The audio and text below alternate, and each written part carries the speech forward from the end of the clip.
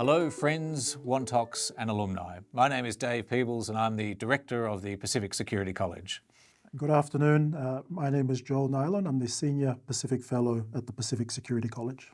Joel, we are just back from the Pacific Island Forum Leaders Meeting in Honiara. What a week it was, what a week it was. For those that are big fans of the Pacific Islands Forum. But Joel and I are big fans, and we wanted to share a bit about our time in Honiara with you. Now, for those that are out there, particularly the people that fund us, that might doubt that we're actually in Honiara, I'm going to ask the clever people editing this video to insert photos of Joel and I in Honiara, and I can assure you that they were not in any way AI photoshopped in. We were genuinely in Honiara. But Joel, a big week in Honiara. What did you make of it all? No, it was a great week, Dave. Really great to be there. A historic forum leaders meeting. A number of big initiatives signed off. I have to say though, Dave, the government and the people of Solomon Islands did a wonderful job in hosting. Wonderful to see a lot of culture, a lot of genuineness, but a lot of warmth by the people of the Solomon Islands, their government. And the meeting came together wonderfully. A lot of dynamic build-up to the meeting, questions about the role and the place of partners. But I have to say, all in all, a lot of big things discussed and a lot of big things ticked off on the leaders' agenda. Yeah, I can only agree with what you're saying, Joel. I think people know I have a strong place in my heart for Solomon Islands, but it was so well run. Full credit, as you say, to the government and people of Solomon Islands. I think all the arrangements were fantastic, and the level of hospitality and the real buzz around Honiara, it was a lot of fun being there, and real privilege to see it all in action. Joel, you have played a very prominent role for a long time on the regional scene. I think you were the lead drafter of the 2050 strategy for the Blue Pacific continent. I think one day there'll be a musical about you like Hamilton, celebrating the Constitution, the 2050 Constitution for the region. But what's it like behind the scenes? Because we just get to go to Honiara and experience all the loveliness and the hospitality. But what's it like being behind the scenes? Hard work, I'm guessing. Yeah, no, a lot of hard work, a lot of sleepless nights. Unfortunately for the staff of the Secretariat and of course member officials. Just a lot of scrambling to get things done. But I think also a lot of reward at the end. When the meetings are done, when the culmination of 12 months of policy development comes to fruition. I saw a lot of looks of relief, after the plenary session, and after the communique, I heard there was a lot of sort of satisfaction, on SG's table and the staff of the Secretariat as well. So I think it is a lot of hard work. It is a lot of coffee and a lot of sleepless nights. Yes. Sometimes a lot of kava as well. Yes. But also a lot of sort of genuine reward that the efforts over not just the lead up to the meeting, but 12 months of hard graft, policy work come to fruition. So I'm pleased to see a lot of the big ticket initiatives that were on the agenda have been signed off by leaders now. But of course the hard work of implementation now begins as well. Yes.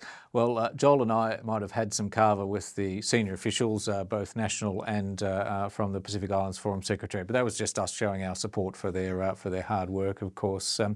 As Joel said, it really was an historic forum, and I think one of the big items was the Ocean of Peace Declaration, and Joel and I were very privileged to be able to be in the room for the launch of that declaration. I personally found it very moving. I think we heard from the Prime Minister of Solomon Islands, the Prime Minister of Fiji, and other speakers as well, and everyone really spoke from the heart. You could tell this was something that meant a lot to the individual leaders and to the region as a whole. But what did you think, Joel, of the Ocean of Peace? No, it's been one of these policy pieces that have been sort of in the development for about 3 years now. So, of course, spearheaded by Prime Minister Sitiveni Rabuka of Fiji. The declaration really sets out a way for the region to sort of maintain and be a zone and a region of peace. There's a number of sort of principles in the declaration. related to de-conflict, de-escalation of conflict, the maintenance of peace across the Pacific. So I think in the broader geopolitical and geostrategic environment, this declaration, building on the Boy, building on Bikatawa declarations, adds another element just adds something to the regional security policy architecture. But I think the trick with all of these things is now in the doing of these declarations. Wonderful that leaders have this new declaration. I'm sure when they go to the UN General Assembly this week, there'll be a lot of referencing of this declaration, this idea of maintaining a zone and an ocean of peace in the Pacific. But the actual doing and the implementation of this declaration is where the magic, is really going to happen. But a moving way to inaugurate the declaration. We were privileged, as you said, Dave, to be there, to see the signing of the valu, the paddle, representing leaders' own commitment to this declaration and to the idea of peace across the Pacific. But I think everyone will be waiting with anticipation to see how this comes to life in the implementation. Yeah, no, thanks, Joel.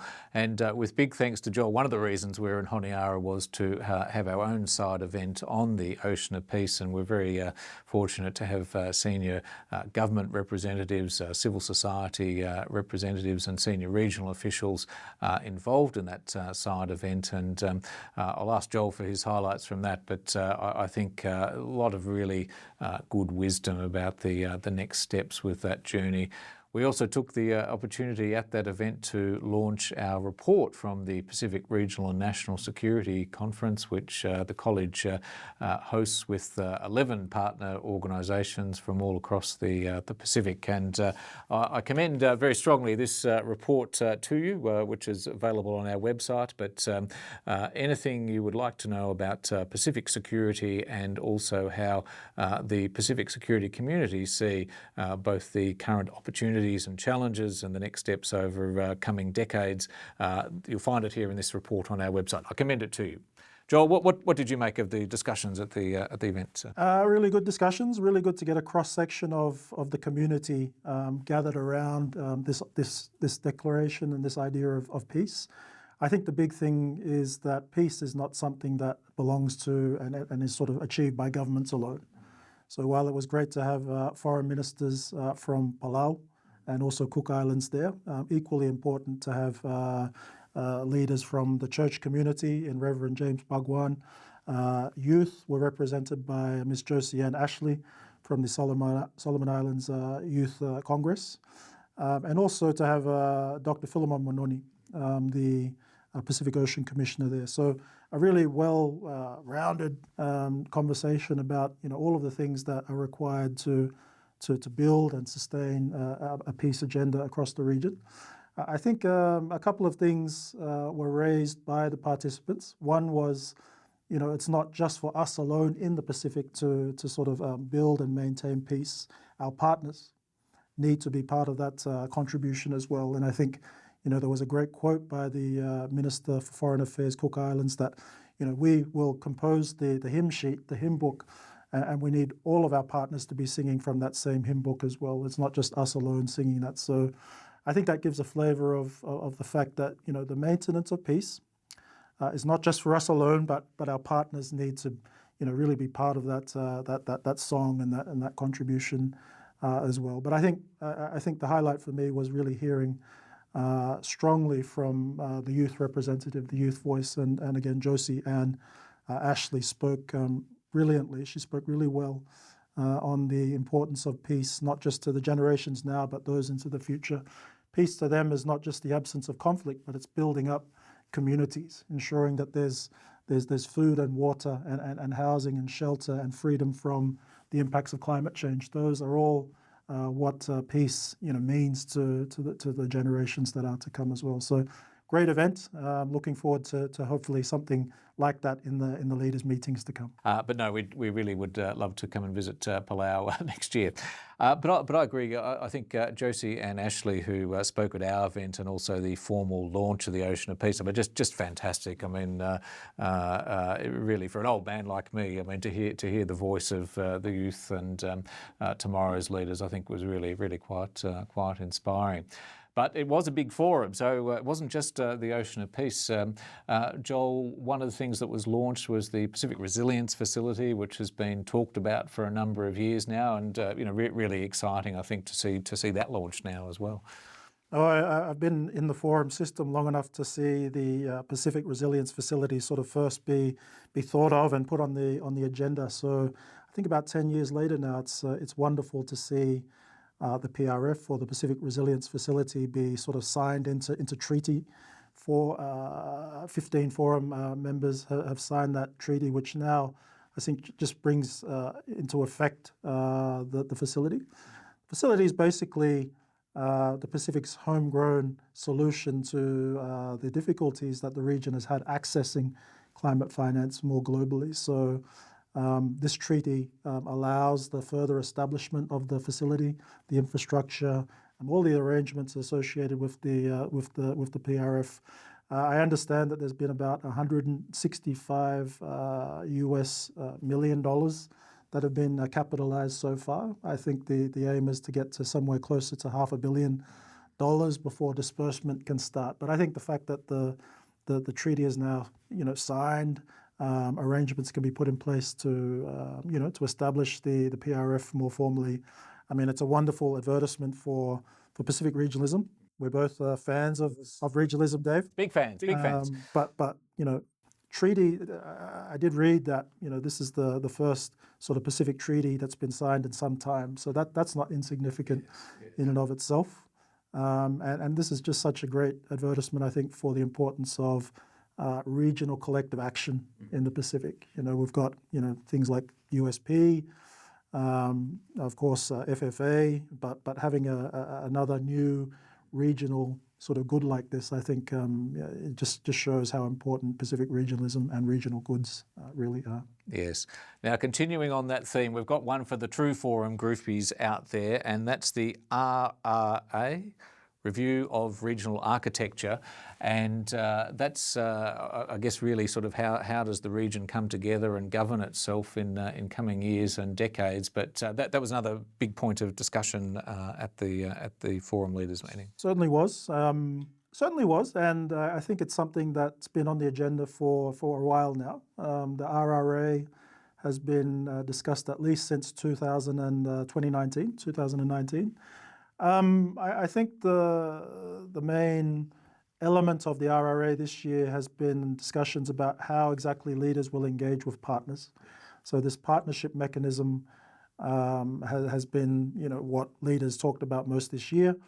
At the center of that is the idea that there's a need to start to categorize our partners. So, there's a lot of geopolitical attention and competition in the region, and that brings a whole host of not only traditional but also new partners into the forum architecture. How can leaders best prioritize who they are going to talk to, and who are those partners that are going to be of most strategic benefit for leaders to talk to? So the focus of the RRA this year was to really agree on a policy for how leaders will start to prioritize their partners. Who are the ones that we need to talk to most urgently because they respond to our priorities? So again, good to see a policy being put in place about how that prioritization will happen. The magic will be in the implementation of that policy. Maybe next year in Palau we'll see a brand new approach to how leaders engage their partners. Maybe there'll be a sort of tier 1 version of partners and a sort of tier 2 category of partners that leaders engage with. But that's the intent of both the policy but also the RRA more broadly. If I can, I just want to utter a small shout out to our partners on the side event, if that's okay, particularly Solomon Islands National University. University of the South Pacific, and also the Pacific Islands Forum Secretariat. And an extra special shout out to Vice Chancellor Professor Transform Angara, and also Deputy Vice Chancellor Dr. Manu Tuporurusun for their support for our efforts in Honiara. Thank you very much. No, thank you everyone, including the government and people of Solomon Islands. It was great. We loved it. Thank you.